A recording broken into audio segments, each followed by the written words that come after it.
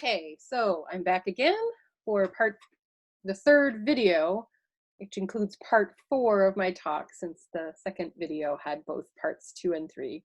And I'm going to do the screen share in a moment, but I thought I would actually just show you, since this is the section that's really about the archival work that I've done. I thought I would show you the kinds of stuff that we're working with. So this is from a box of documents that I borrowed a couple of years ago from Doug and Carol Johnson, from old Doc Johnson's grandchildren, because they had, it turns out, the very earliest years of some of RMBL's archives in their garage, which is pretty cool. So the stuff I'm working with comes in folders like these with Doc Johnson's writing on them. This is RMBL 1931. He's crossed out that it's a letter to so-and-so. And inside these files are, this guy kept copies of absolutely everything, thank goodness. He often made carbon copies of letters that he wrote. So this is the kind of stuff that we're working with, just old original documents. This is a letter to Dr. Weiss from somebody else, actually. So that's interesting. This isn't even from Johnson. There's a piece of old RMBS stationery from one of those first few years before they changed the name, which is kind of cool. I didn't really show you that. Look, RMBS. Anyway, so what I've been doing is just going through files and files and files and files of all these old letters and documents and maps and receipts and other kinds of stuff, figuring out what might be useful in trying to tell the story of this place, and scanning those documents that look like they'll be meaningful in some way, or help fill in part of the story. We just scan them using an iPad and scanning software, so they don't have to sit in a machine. And that's kind of the process. I'm actually still going through a bunch of my scans from 2 years ago. It's very slow going. Just trying to figure out what is in these letters. How do these pieces start to put together a story? So that just gives you a sense of sort of how the research is being done. And now I'll go back to sharing my screen so you can see the rest of the talk. And we will go to slideshow, play from current slide. Okay.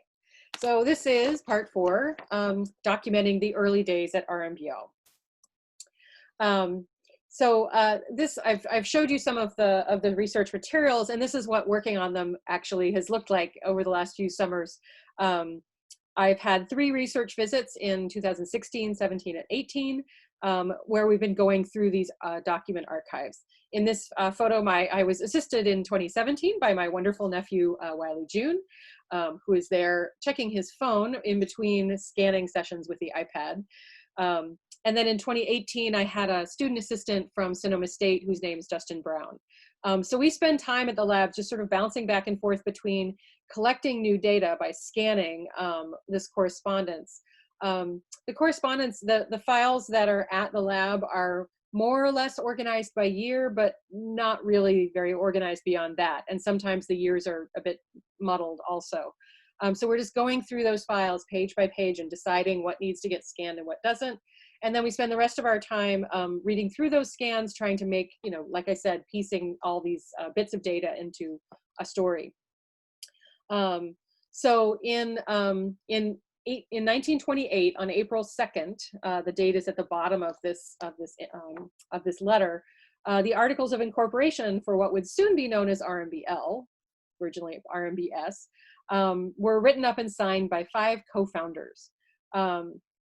And their names are down there at the bottom. I'm not actually sure how to pronounce Dr. Richards' first name, maybe. Then Dr. Weiss, Dr. Adams, Dr. Johnson, and his wife, Vera Johnson. In his last report as RMBL president, which was in 1962, Johnson wrote that he had made an exploratory trip in March and April of 1928. This was just after he had been fired from Western State.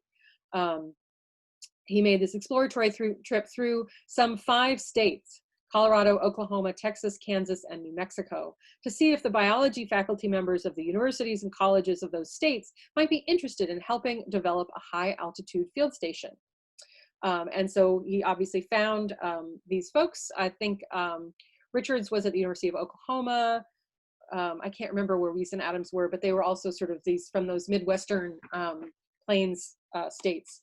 And they came together with Johnson and his wife and formed RMBL, or RMBS, I should say. So this is the first class announcement I've been able to find from 1929. They started offering classes right away.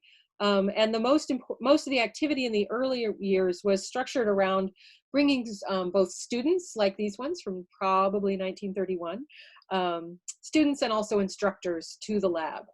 They were interested in having research scientists, but the focus was very much on education, on teaching biology.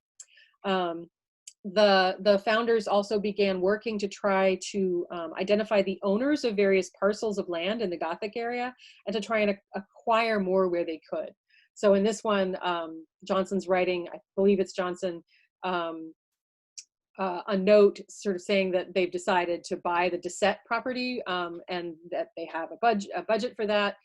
They had a judge, forgotten his first name, but Judge Stone down in Gunnison, who's working with them on some of the legal aspects of this. So this is the kind of letter that we're looking for to help us try and figure out what's going on in those early years. So Johnson and the other founding members, most of whom are pictured here, they organized the new lab following the model of rural agrarian cooperative settlements. They stressed that researchers could come and build a house on site, bringing their families in the summer, and become really personally involved with the development of the lab as an entity. So Johnson really imagined RMBL as becoming sort of a close-knit community of biologists, like these folks working at a table up at the old Sylvanite mine site. That those biologists would have long-term interests in the work that was done. He actually welcomed scientists of almost any discipline, as well as both field and experimental scientists, to participate in the creation and sort of maintenance of the lab itself, creating an atmosphere of informality and cross-disciplinary interest. And one of the funny things about RMBL's history is, I've heard this sort of line, founded in 1928, all my life since I grew up here in the summers. And yet it wasn't until I started on this project that it occurred to me that this is just a single year before 1929, when the Great Depression begins with the stock market crash. So I've been really interested, at least as an initial sort of look at this data, to see how this young institution survived its initial decade under such incredibly difficult circumstances. In fact, its first 2 decades, starting with the Depression in the 1930s and then also World War II in the 1940s. So that's what I'm going to emphasize in today's talk. Going through the documents, we did find from 1933 this handwritten list from Johnson of the much needed items for the main town site at Gothic. Please note that the first item on the list is an electrical system. They actually didn't get that until the early 1950s. So they had this whole list of things that they need: a water system, some laboratories, some dormitories, a mess hall, etc. They really started with very little. They had those the old buildings that had been on site from the silver mining days. Most of those buildings were not in good enough shape to maintain. So in most cases, they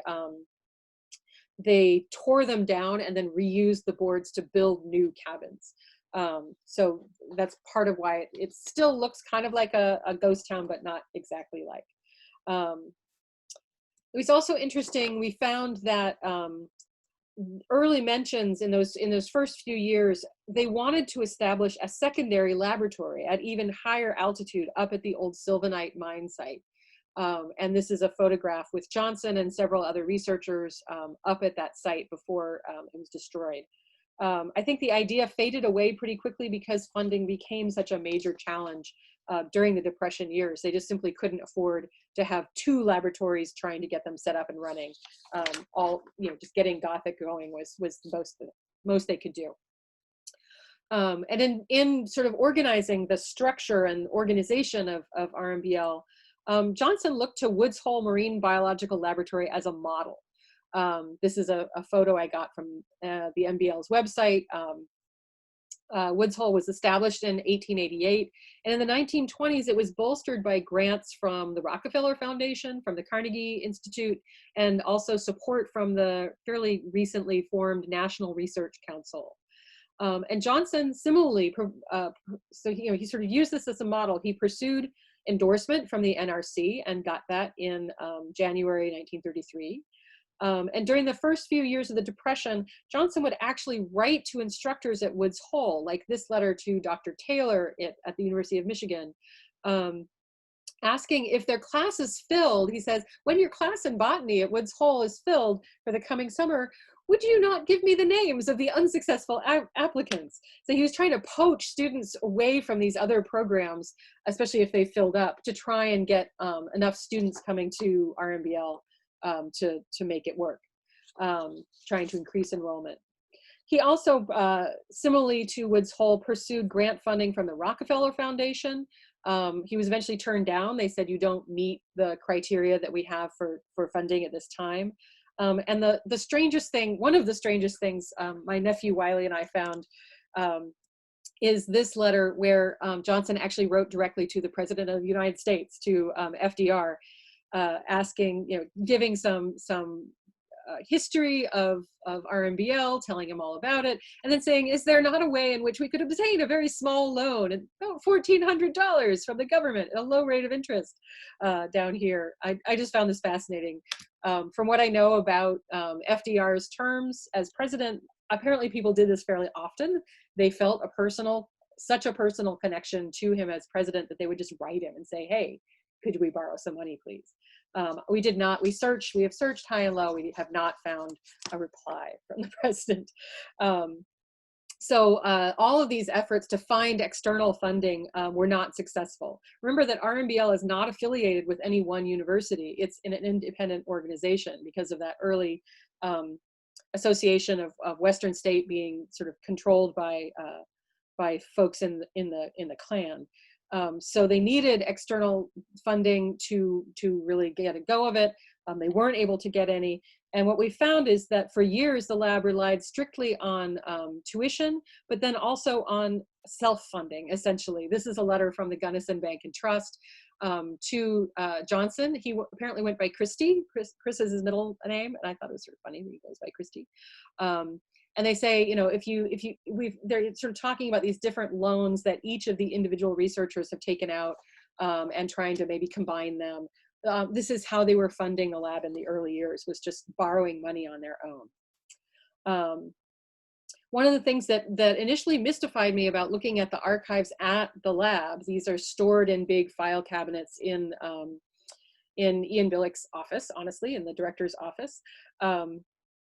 One of the things that mystified me was most of the documents we were finding started in 1933. The first 5 years seemed to be missing, but then thankfully in 2018, I reconnected with Johnson's grandchildren, Carol and Doug. Hi, Carol and Doug. Thank you so much for your support of this project. I knew them both of them from when I was a kid, but hadn't seen either in decades.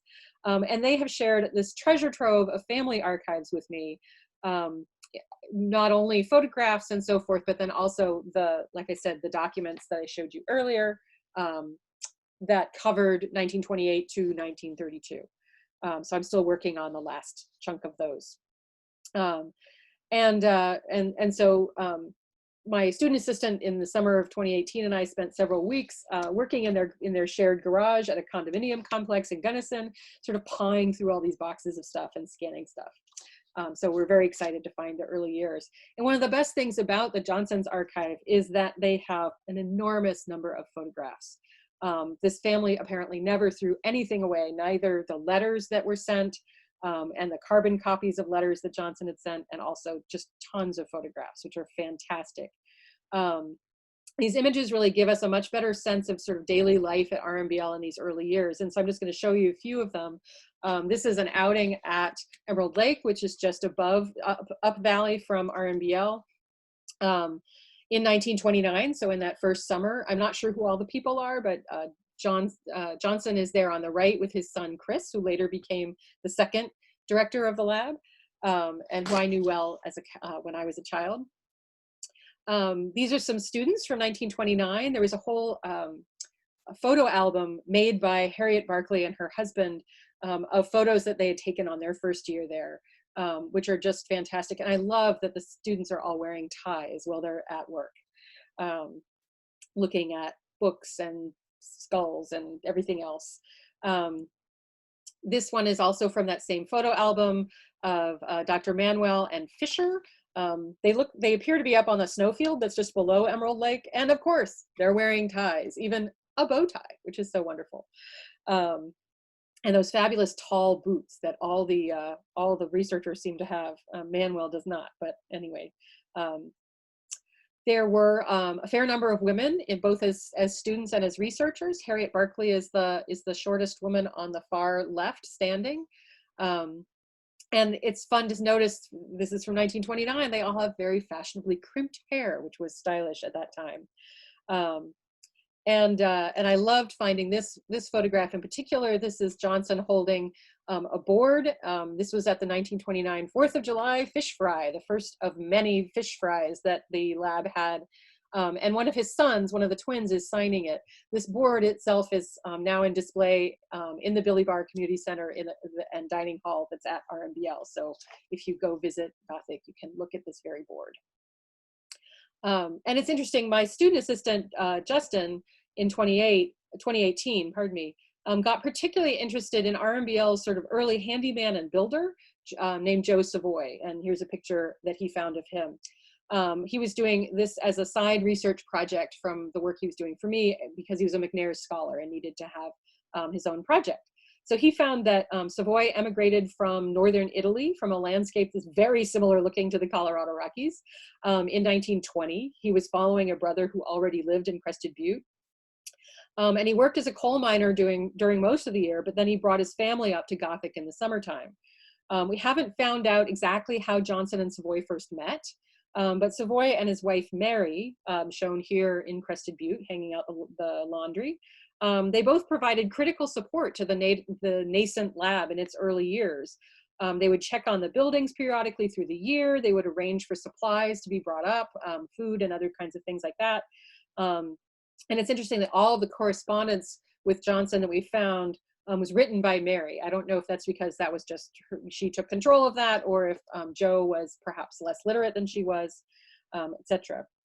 But we get these indications from these letters of their relationship. And most centrally, Joe constructed somewhere between 5 and 8 buildings. I'm not entirely sure which ones he built. There's some smaller cabins that he may have built in addition to the big family houses. So he built these buildings at RMBL. Most of them are cabins for several of the regularly returning scientists and their families. This one is the cabin that the Barclays built in 1935. They, obviously paid for it.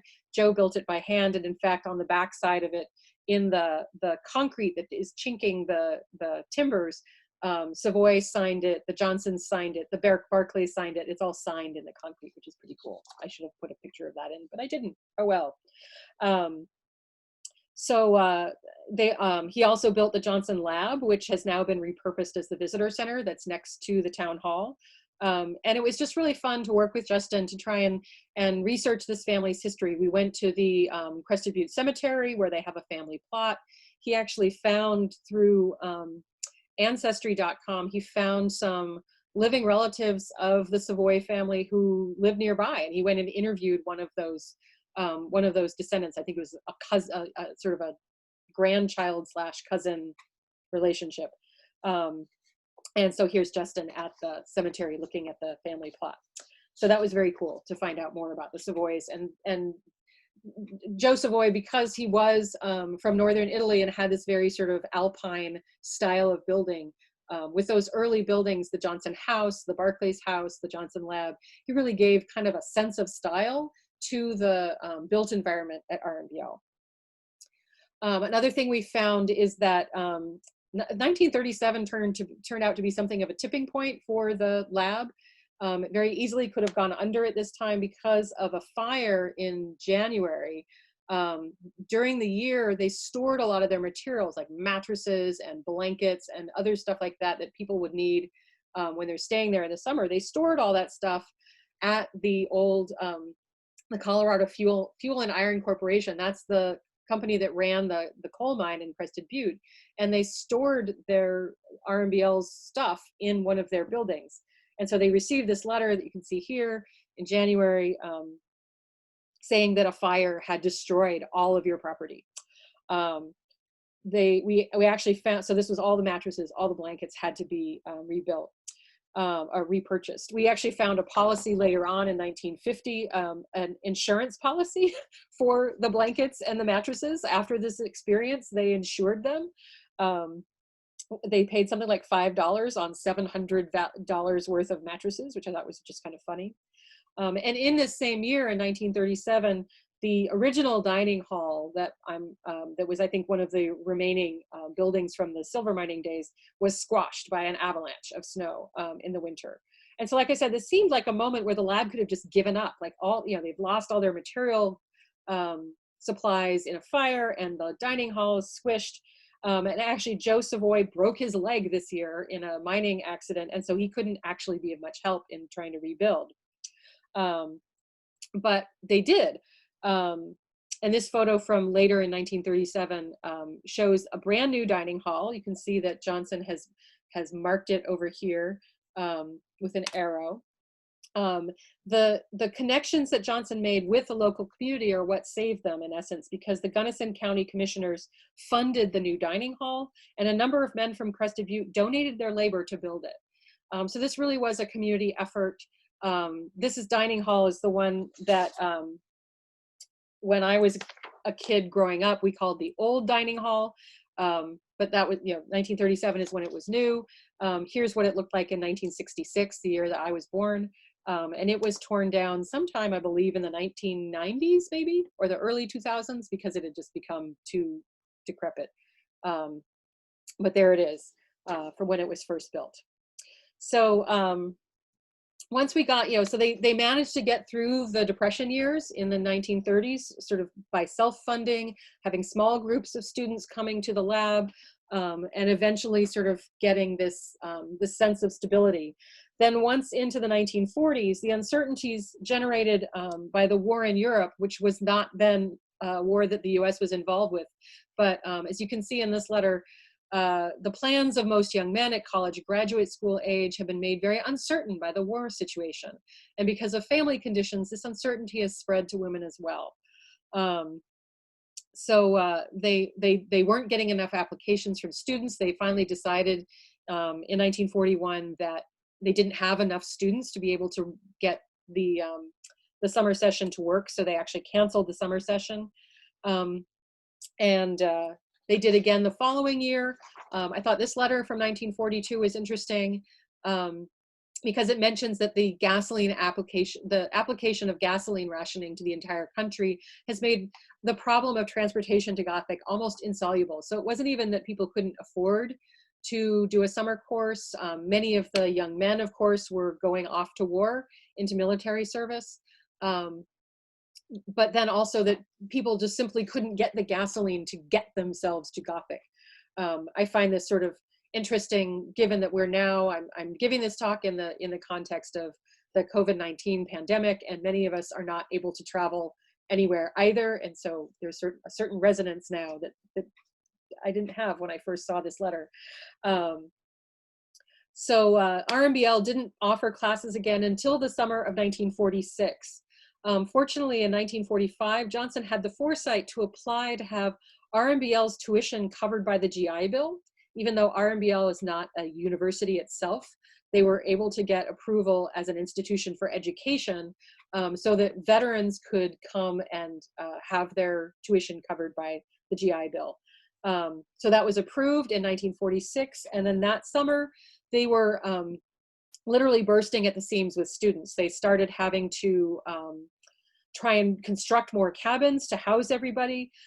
They actually borrowed some cabins from the YWCA or YMCA, can't remember, that was down valley a little bit. That's what this letter down at the bottom is referring to, use of the Y building.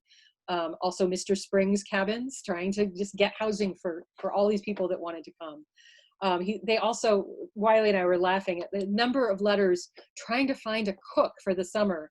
Every summer was just hilarious. They never seemed to be able to get a cook to come. So that was sort of, you know, the period where, in like I said, the 1930s, this sort of financial struggle to get the lab going, in the 1940s, making it through the war. Then they did. So now I'm going to talk a little more generally again. I'm sorry that I've been scanning documents all the way through the mid-50s, but I haven't been able to process a lot of those yet. So I don't have as much of the development of bringing new scientists to the lab and trying to broaden the number of people that were interacting here. But just as a way of wrapping up, I think it's interesting to note that the facilities at RMBL remained really primitive. This photo from 1975 shows the what are called the row cabins just below Swallow's Nest. And this first one in the line, Ruby, no longer exists. In fact, the new driveway to the dining hall now and community center now runs right through it, I think. But this was the first cabin that I remember living in as a kid. And the Inouye family lived next door in Lead King, and across this is David Inouye's Ford Bronco. And it's parked in front of Forest Queen, which is where the Armitage family lived. You know, we all were kind of clustered in here together, so that really created a sense of community. Many of these cabins didn't have running water, or if they did, only a sink. They were all heated just by wood-burning stoves. Research projects had to be, especially in the early days, had to be designed to be doable with a real minimum of equipment or technological requirements. So literally putting sort of mesh bags over flowers like this picture to isolate them and study something. I don't know what Peter was working on. There was also a lot of equipment sharing between scientists, so pretty minimal and primitive circumstances to be doing research in. So the environmental conditions that limited the miners in the 1800s also limited the biologists in some interesting ways, and limited the exposure of the lab to the outside world. The road from Crested Butte is rarely plowed of snow before mid-May at the earliest. This photo is actually taken again near Emerald Lake above Valley from the lab, but that's me, the little tiny person in the middle, and my dad and my sister in a year when there was very big snow late in the year. I think photo was taken in late June. So the road was difficult, closed much of the year.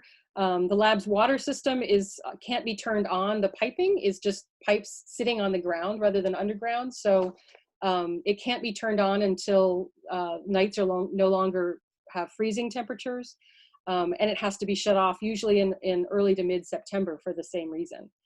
There are a few caretakers who stay at the lab over the winter, but otherwise almost all activities is compressed into this sort of 4-month period of roughly late May to mid-September. Part of the reason for these primitive conditions stemmed from obviously the limited resources available, the remoteness of the site, but some of it was intentional. For instance, Dr. Johnson appealed every year. He wrote to the County Board of Commissioners with the unusual request that they keep the road poor, specifically to keep non-lab people out. This is not the main road. This is, I think, maybe up in Wrestler's Gulch, but as you can see, my dad is helping his student Mo Stanton try and get the field vehicle, the Scout, out of the mud, and that's my sister and I sitting in the back seat. I think we're in the back seat. Maybe I'm pretending to steer. Anyway, Johnson's son, Chris Johnson, recalled, this is a quote from him, "I can remember well those very early years at Gothic when the road was really slick for a few hours after a rain, and even when dry was rough and narrow. But that's how we wanted it, knowing that too much improvement could result in more frequent invasion of the Gothic area by persons who don't particularly care for the lab's aims, nor appreciate its valuable contributions." So, I thought it was interesting that they were very actively trying to keep people out. Although in a lot of the letters that I've seen that Johnson writes to prospective scientists when he was trying to bring more people in, get more people involved with the lab, he's often emphasizing all the recreational opportunities in the area and how wonderful and special it is. You can go horseback riding, you can go fishing, it's fabulous. So kind of a double-edged sword there. We don't want real tourists, but We want the scientists to come and then play. Okay, so because of Doc Johnson's original encouragement of scientists establish this personal connection with the place, RMBL has become a field station where sort of perennial returning scientists themselves are nearly becoming sort of indigenous. It's not that anyone, most of us, except for Billy Barr lives there year round, but the rest of us only come in the summer months. But many researchers have spent entire careers of summer field work every single year. I think this year is the first year that my dad and stepmother have not gone to RMBL in decades, at least for a portion of the summer. This is actually starting to even extend into multi-generational careers, both my historic work following on my dad's biological work. Brian, in a way, is doing, has become a biologist and is working with his dad on some stuff. So that, I think that's very cool, that it's like we're residents, even though we're not there for the whole year. And so this has created some really interesting science in terms of the long-term commitment. First, Ken Armitage, now Dan Blumstein, have nearly 50 years of annual data on marmots in the valley. My own father, who's returned, like I said, almost every single summer for over 50 years, studying coleus butterflies. It is an unusual and unique aspect of the scientific studies being done at RMBL, where so many of the researchers have this lifelong relationship with the area. And I'm really sort of intrigued in terms of how that will continue and how that's shaped both the science that's done here and perhaps shaped the landscape in some ways as well. So, like I said, this community of scientists not only got their organization through the Depression years, but really came together as a community. And I look forward to continuing to work through all these scan documents over the next few years and pull together more of the story, particularly more of the story of the science. And hopefully I can give you another talk at that point. Thanks so much for listening, and I hope you enjoyed this. And then I'll be doing a live Q&A on July 9th. I'm sure we'll email out the time and the link for that once it's set up. So thanks again. Let me stop sharing my screen and see you on the 9th.